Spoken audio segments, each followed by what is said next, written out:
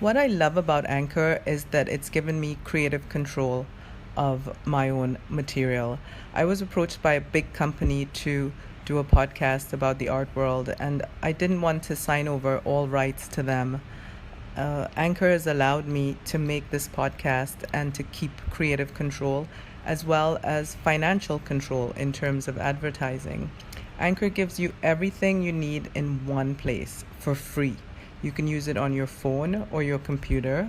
There are tools that help you to upload your recordings that you've done separately or on the app.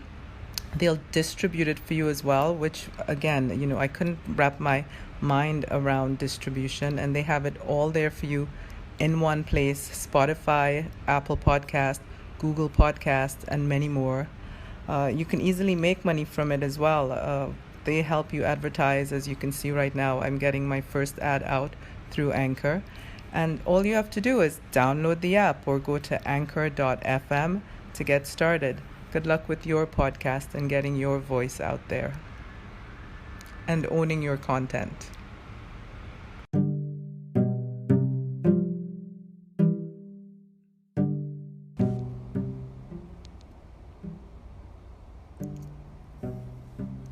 Beez and Honey Podcast, Episode 1. Hi, I'm Nicolette Ramirez, your host of the Beez and Honey Podcast, where we discuss everything about art, or almost everything. Each week, I'll air a new episode featuring all the wonderful people I've met in the art world over the years, and some new folk too, to discuss their special point of views on art and what's happening in the art world now, and what happened in the past too. The first month I've dedicated to art and technology, and I've invited Georg Back, who's an independent curator, private dealer, and head of global sales at 4Art Technologies, which is a startup out of Crypto Valley in Zug, Switzerland. He'll discuss the history of tech in art and also his work in the art field. The next week, I'll follow up with a discussion with artist and professor at NYU, Carla Ganis, who transitioned from using paint to technology as her dominant medium of creation. I'll wrap up the first month of the podcast with an interview with art collector Alain Servet, whose collection has a deep focus on contemporary art and on art that involves technology. Each month we will cover another topic in the ever-expanding field of art, meeting with artists, curators, academics, gallerists, auctioneers, collectors, and everyone that contributes to the fascinating global art world. How am I qualified to speak about these subjects, you might wonder? Where am I getting my information and knowledge from? Well, visual art and podcasts seem at odds with each other because visual art is, visual. And my story is somewhat at odds as well. It begins a few years after the turn of the century when I graduated from NYU after concentrating on creative writing and art history. NYU was a turning point for me in terms of what I thought I would do with my life. Up till then, I thought of myself exclusively as a writer. Art history classes in New York and study abroad programs set me on a slightly different trajectory, one that I still follow today, combining my love of art with writing and travel.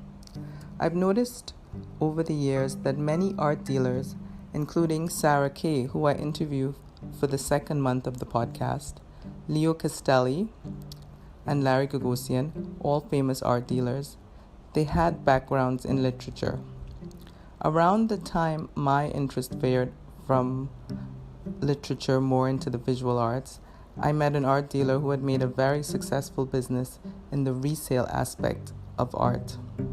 Up till then, I hadn't thought of art as a means to make money, at least not the massive amounts of wealth that we were beginning to see in the early 2000s.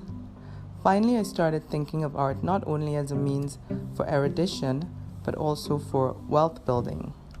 I used to joke that in my next life, I would do things that I hadn't done in this life. I would do things differently. For example, I would study finance before I studied art. And one day I woke up and I realized, wait a minute, what am I waiting for? This is my new life. And every day is a new day for art and for finance education. Before the birth of my son, Theodore, you could find me at any location where I felt art was happening. Paris for an art opening at a gallery of a friend, Trinidad and Tobago where I was born, curating an exhibition of international artists, Bali, reveling in the culture of music, dance, painting, and spirituality, LA for a museum gala benefit party, Basel, Switzerland for an art fair.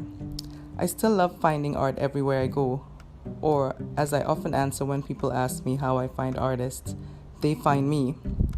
Things are a little slower these days, but over the years I gathered a great number of friends and stories in the art world, and also a few people I would gladly never meet again. Art tends to bring out the best and worst in people.